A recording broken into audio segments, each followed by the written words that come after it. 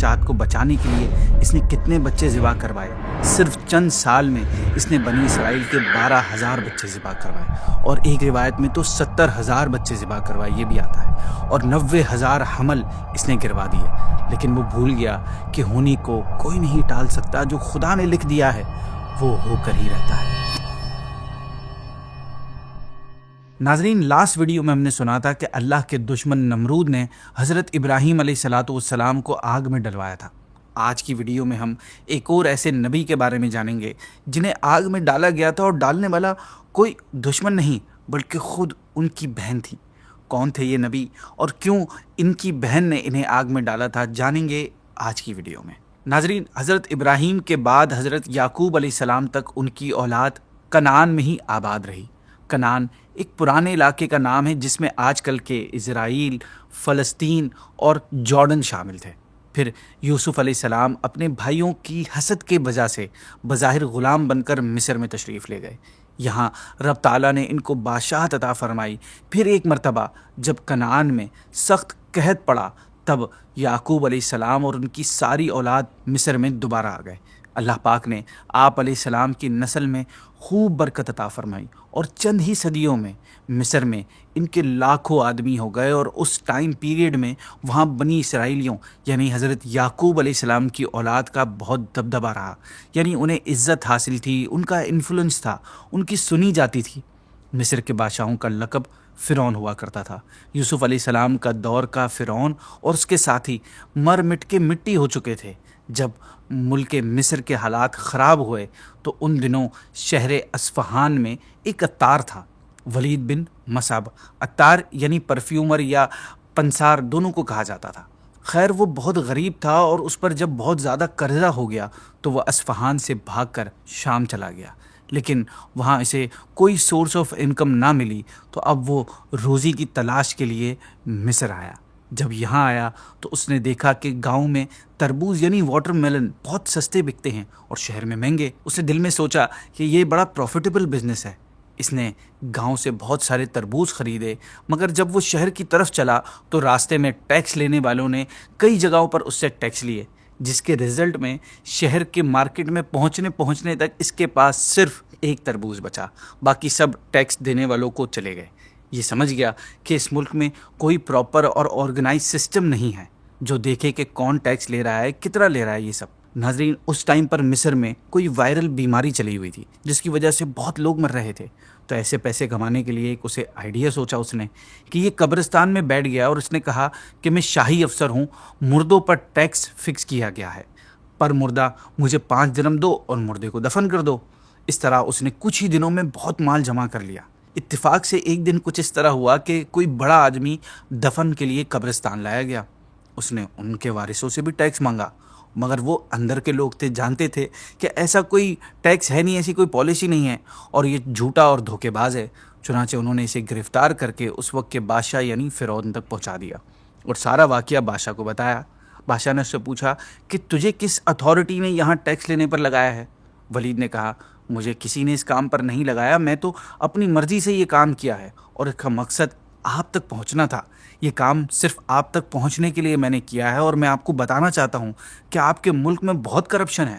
مجھ صرف اکیلے انسان نے جو دوسرے علاقے سے بلانگ کرتا ہے 3 مہینوں میں آسانی سے لوگوں کو دھوکہ دے کر اتنی مال و دولت جمع کر لی ہے۔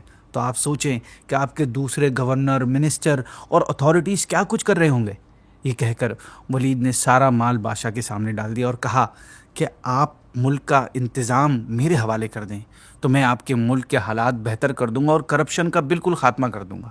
بادشاہ کو یہ بات اس کی پسند آئی اور اس نے ولید کو کوئی معمولی ذمہ داری دے دی۔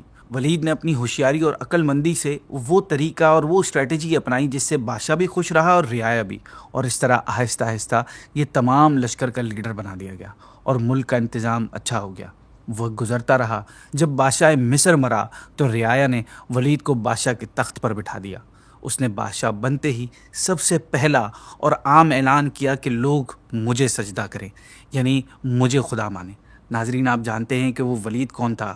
ولید کوئی اور نہیں، ہماری آج کی ویڈیو کا تاریخی دشمن فرعون تھا۔ موسیٰ علیہ الصلوۃ والسلام کے دور کا فرعون۔ آج ہم فرعون کے بارے میں جانیں گے۔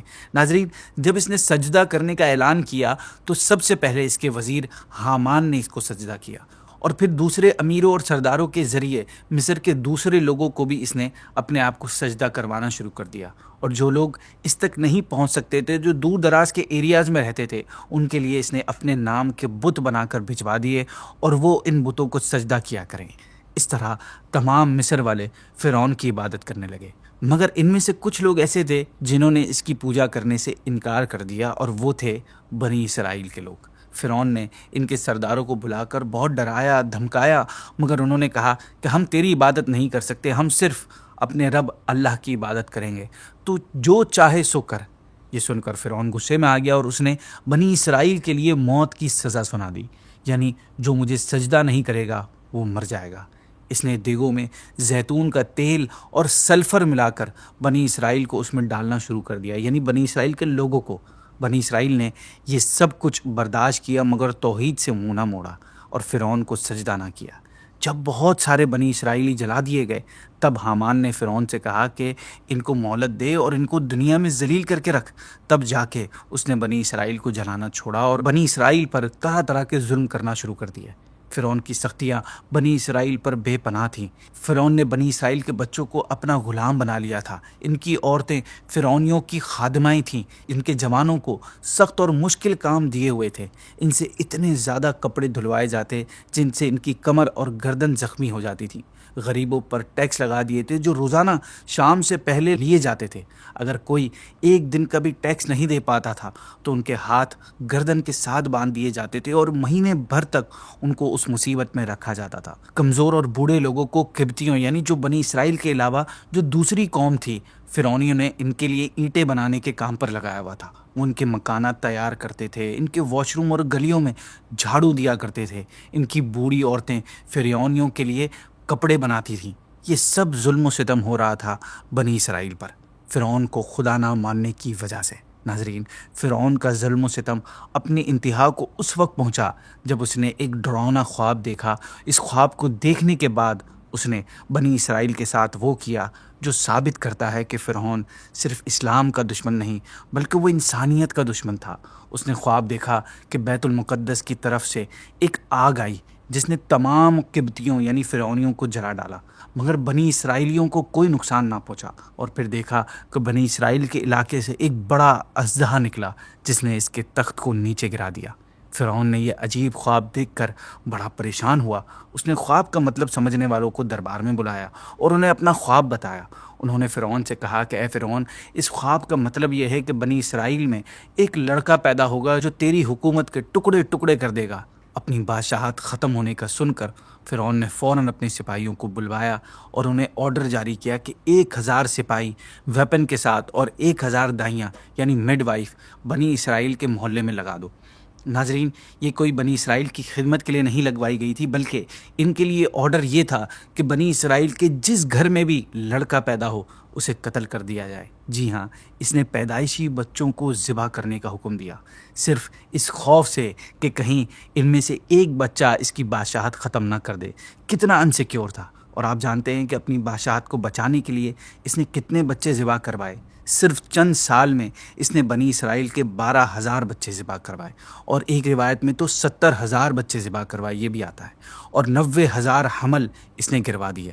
لیکن وہ بھول گیا کہ ہونے کو کوئی نہیں ٹال سکتا، جو خدا نے لکھ دیا ہے وہ ہو کر ہی رہتا ہے۔ ساری دنیا جمع ہو جائے، خدا کے لکھے کو تبدیل چینج نہیں کر سکتی۔ جب حضرت موسیٰ علیہ الصلوۃ والسلام کی ولادت کا وقت قریب تھا تو قدرت کا کرنا یہ ہوا کہ بنی اسرائیل کے بوڑھے بھی جلدی جلدی مرنے لگے۔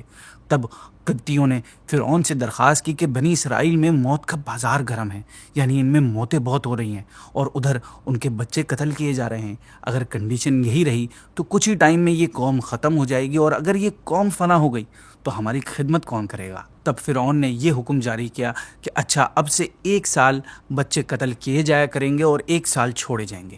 اللہ کی شان کہ چھوڑے جانے سال میں ہارون علیہ الصلوۃ والسلام پیدا ہوئے، موسیٰ علیہ الصلوۃ والسلام کے بڑے بھائی، اور قتل کے سال موسیٰ علیہ السلام کی پیدائش ہوئی۔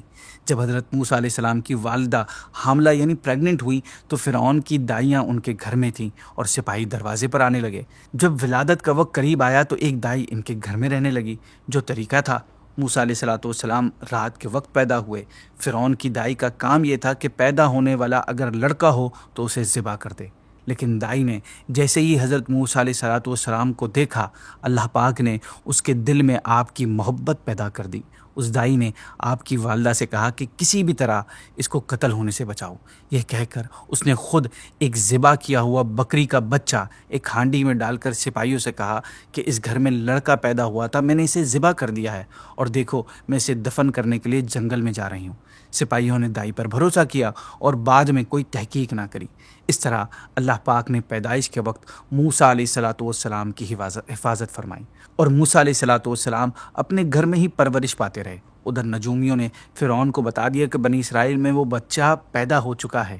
فرعون نے اس خطرے سے بچنے کے لیے ہزاروں بچے قتل کروا دیے تھے۔ جب اس کو یہ بات پتہ چلی کہ خطرہ ابھی تک سر پہ منڈلا رہا ہے تو وہ پریشان ہو گیا۔ اس نے سپاہیوں پر سختی کی تو پتہ چلا کہ جتنے بچے بھی پیدا ہوئے ہم نے ان سب کو اپنے ہاتھوں سے مارا ہے۔ ہاں، ایک بچہ ایسا ہے جس کو دائی نے مارا تھا۔ حکم ملا کہ فوراً اس گھر کی تلاشی لو اور بغیر انفارم کیے گھر میں گھس جاؤ تاکہ بچہ ہو تو اسے چھپانے کا انہیں موقع نہ ملے۔ سپاہی بے پردہ حضرت موسیٰ علیہ السلام کے والد کے گھر میں گھس آئے۔ اس وقت موسیٰ علیہ السلام اپنی بڑی بہن مریم کی گود میں تھے۔ مریم نے سپاہیوں کو آتے دیکھا تو فوراً موسیٰ علیہ السلام کو پاس موجود بھڑکتے ہوئے تور میں اس طرح ڈال دیا کہ سپاہیوں کو پتہ نہ چلے۔ انہوں نے یہ کام ایس سوچ سے کیا تھا کہ اگر سپاہیوں نے بچے کو دیکھ لیا تو موسیٰ اور ہم سب سپاہیوں کے ہاتھے مارے جائیں گے۔ اینی ویز سپاہیوں نے گھر کی تلاشی لی اور کچھ نہ پا کر وہ واپس لوٹ گئے۔ والدہ نے مریم سے پوچھا کہ موسیٰ کہاں ہے، تو انہوں نے بتا دیا کہ کیا معاملہ ہوا۔ ماں غم سے تڑپ گئی، لیکن جب تور پر جا کر دیکھا تو نظر آیا کہ تور سے آگ کے شعلے نکل رہے ہیں، مگر موسیٰ علیہ السلام اس میں امن و امان سے ہیں۔ یہ موسیٰ علیہ السلام کا ارہاس تھا۔ ارہاس کہتے ہیں اعلان نبوت سے پہلے نبی سے عادت کے خلاف جو کام ہو اسے۔ اسی قسم کا اگر کام نبوت کے بعد ظاہر ہو تو اسے معجزہ کہتے ہیں۔ اینی ویز ناظرین، سپاہی جا چکے تھے، بظاہر خطرہ ٹل چکا تھا، لیکن والدہ کو یہ خوف تھا کہ کبھی نہ کبھی موسیٰ علیہ السلام کا راز فاش ہو جائے گا۔ ایسا کیسے ہو سکتا ہے کہ گھر میں کوئی بچہ ہو اور باہر والوں کو پتہ نہ چلے؟ پھر کوئی پڑوسی بھی خبری بھی کر سکتا ہے۔ انعام کی لالچ میں کوئی بھی فرعون تک یہ خبر پہنچا سکتا ہے۔ اس خطرے سے بچانے کے لیے انہیں یہ اسٹریٹجی سمجھ آئی کہ موسیٰ علیہ السلام کو کشتی میں رکھ کر دریائے نیل میں بہا دیا جائے، پھر شاید کوئی دوسرا شخص ان کو اٹھا لے اور وہاں آپ علیہ السلام کی پرورش ہو۔ اور ناظرین، موسیٰ علیہ السلام کی والدہ کو یہ خیال اللہ پاک کی طرف سے الہام ہوا تھا، اور اس کی ہمت بھی اللہ پاک کی طرف سے عطا ہوئی تھی، ورنہ کون ماں اپنے بچے کو دریا کے حوالے کر سکتی ہے؟